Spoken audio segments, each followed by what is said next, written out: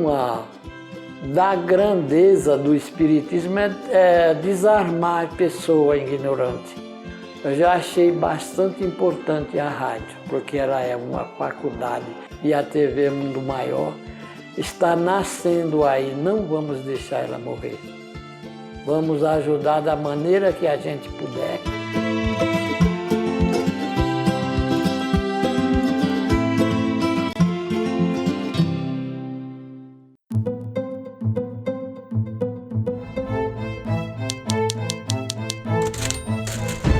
Olá, amigos da TV Mundo Maior. O Gilberto, do Rio de Janeiro, nos mandou um e-mail sugerindo que comentássemos sobre psicofonia, que é a comunicação de espíritos desencarnados através da voz do médium. André, a primeira questão que ele gostaria de saber é se durante a passividade, ao tocar um médium, o espírito desencarnado que ali está também sente essa sensação física.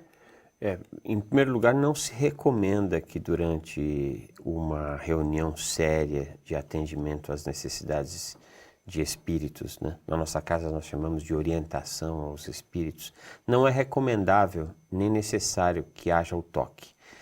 O espírito está na realidade espiritual. Assim, aquilo que efetivamente funciona é a comunicação através da mente, né? Então, se o espírito vai sentir o toque ou não, depende se o médium vai sentir e o médium vai passar esta impressão mental para ele, né? É muito mais efetivo e assertivo que, se em havendo a necessidade deste toque, né, o orientador, e o orientador é aquela criatura que dialoga com o espírito por intermédio do médium, se ele entender que faz parte do atendimento o toque do abraço, por exemplo, ele vai simplesmente dizer: veja como você é amado, como nesse instante alguém que muito te ama está te abraçando. É esta condução quase hipnótica que fará realmente significado para o espírito, uma vez que ele não está na experiência física, né?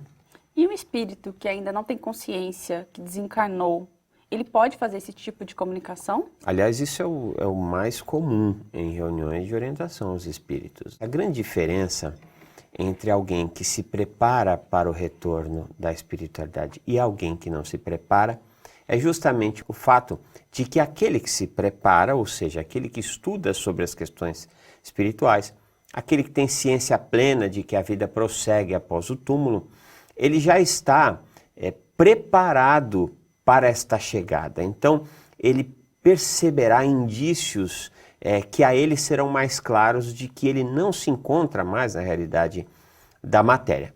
Aquele que não se preparou, ele geralmente não tem ciência, né? Porque ele não tem conhecimentos de como tal se daria, né? É costume de se dizer que onde quer que estejamos, haverá chão sobre os nossos pés e céu sobre a nossa cabeça, né? Chão sobre os nossos pés é sinal que, ainda que estejamos na realidade espiritual, o toque existirá, porque aquele ambiente também é materializado na mesma dimensão em que agora nós nos encontramos.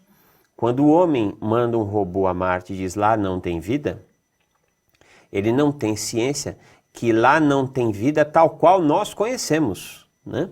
Porque, em verdade, e isso não é o Espiritismo só que diz, há um documentário muito interessante, se chama Universos Paralelos, que é protagonizado por físicos, e eles falam destes universos. Então, isto que vale na realidade do espírito. Então, a boa parte das criaturas chegam à espiritualidade sem a ciência de que lá se encontram, e durante uma reunião de orientação aos espíritos, por intermédio do diálogo feito com o orientador, né, e também pelo choque anímico, né, ele pode ser levado à ciência de que a sua situação já não é mais de estar na matéria. Mas isso tudo é feito com muita tranquilidade e nem sempre pode ser dito. Muitas vezes o espírito atendido, o orientador percebe que ele não está maduro psicologicamente para ter ciência da sua estada atual na espiritualidade. A outra questão é exatamente sobre o que você mencionou, o choque anímico. Ele gostaria de saber se é necessário que aconteça para que o espírito se sinta num corpo físico. E antes eu gostaria que você explicasse o que é o choque anímico.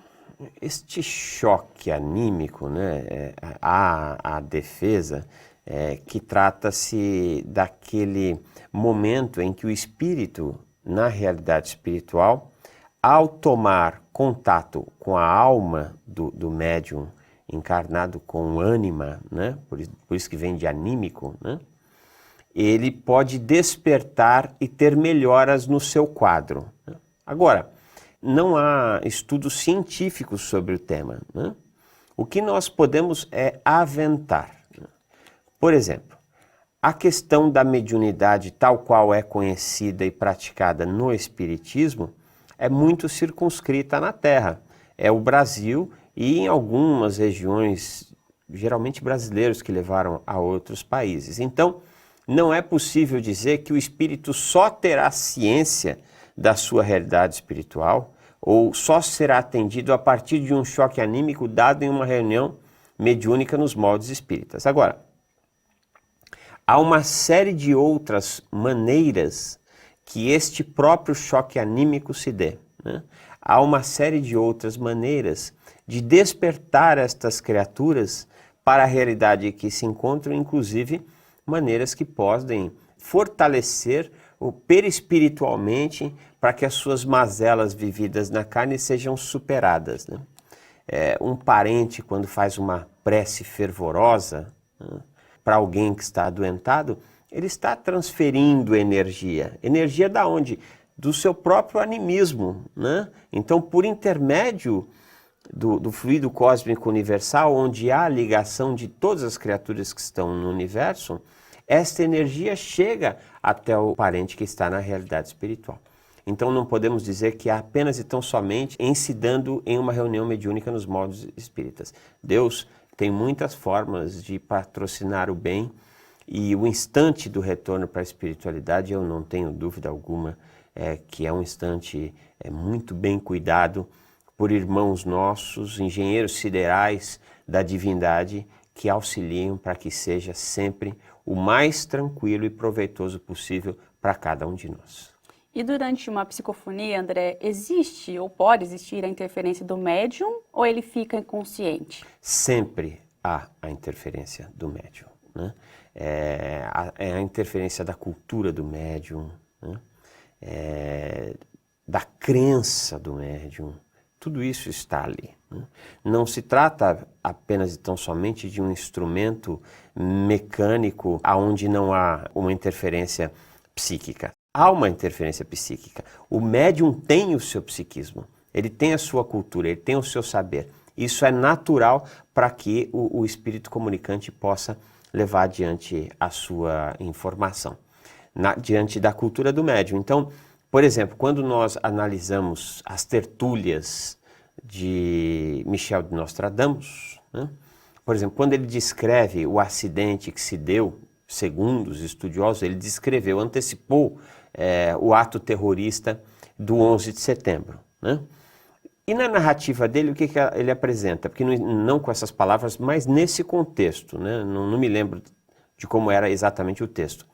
Mas ele dizia assim, dois gêmeos, eram duas torres gêmeas, né? Na nova pátria do norte, era uma coisa assim, serão atacados por duas águias de fogo. Ele não conhecia edifício, na época dele isso não existia, não conhecia aviões. Então, diante do saber dele, ele tinha condições de interpretar aquele que ele antevia, sem necessariamente saber o que significa. Então, se dá o mesmo. O espírito sempre se valerá do conhecimento do médium para passar sua mensagem. Se for um médium culto, né, um médium educado, por exemplo, essa mensagem será num português, no caso, sendo do Brasil, mais polido, mais fluido. O contexto é o mesmo. Agora, se for um médium mais simplório, mais com um vocabulário mais coloquial, por assim dizer, mais popular, por assim dizer, ele vai passar a mensagem que o espírito comunicante quer passar, mas de acordo com o seu conhecimento de linguagem. Então, mediunidade não é mágica, não é miraculoso, mas é encontro entre mentes e comunicação entre estas mentes a partir de sua cultura e de seu saber. Muito obrigada, André. Nós que agradecemos. E você, tem algum assunto que gostaria que fosse comentado aqui no boletim? Então escreva para faleconosco, tvmm@feal.com.br. Muito obrigada e até a próxima!